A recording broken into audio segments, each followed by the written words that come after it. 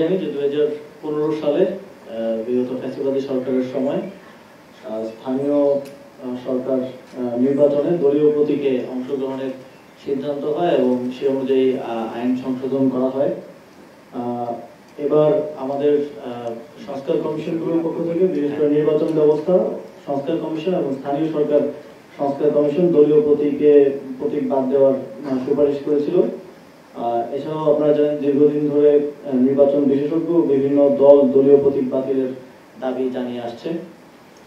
তো তার প্রেক্ষিতে সিটি কর্পোরেশন আইন 2015-এর 32 ক ধারা, পৌরসভা আইন 2015-এর 20-এর ক ধারা, উপজেলা পরিষদ আইন 2015-এর 16-এর ক ধারা এবং ইউনিয়ন পরিষদ আইন 2015-এর 19-এর ক ধারা, যেই ধারাগুলোর মাধ্যমে দলীয় প্রতীকে নির্বাচনের সিদ্ধান্ত হয়েছিল সেই ধারাগুলো আজকে বিলুপ্ত করার প্রস্তাব উত্থাপন করা হয়েছিল এবং সেটা উপদেষ্টা পরিষদে অনুমোদন করা হয়েছে। ফলে দলীয় প্রতীকে স্থানীয় সরকার নির্বাচনে অংশগ্রহণ করার আর কোনো সুযোগ নেই।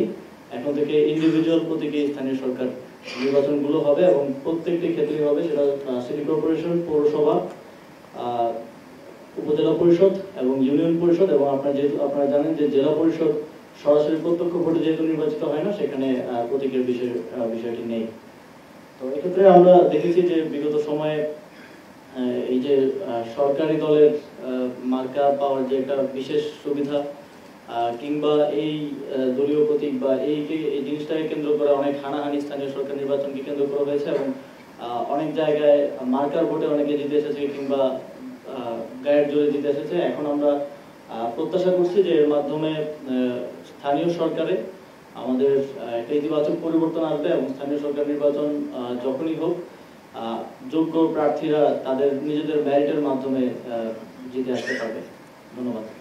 কথা অ্যাড করি, আমাদের কিন্তু যুগের পর যুগ যাবৎ স্থানীয় সরকার নির্বাচন কিন্তু দলীয় মার্কাতে হতো না, হ্যাঁ, ব্যক্তিগতভাবে প্রতিদ্বন্দ্বিতা হতো। বিগত সরকারের আমলে স্থানীয় সরকার প্রতিষ্ঠানগুলোকে দলীয়করণ করার জন্য ভুয়া নির্বাচনের মাধ্যমে দলীয়করণ করার পদক্ষেপ হিসাবে আইনগত পরিবর্তনটা করা হয়েছিল। আমরা আগের অবস্থায় ফিরে যাচ্ছি। এখন থেকে দলীয় প্রতীকে কোনো স্থানীয় নির্বাচন হবে না।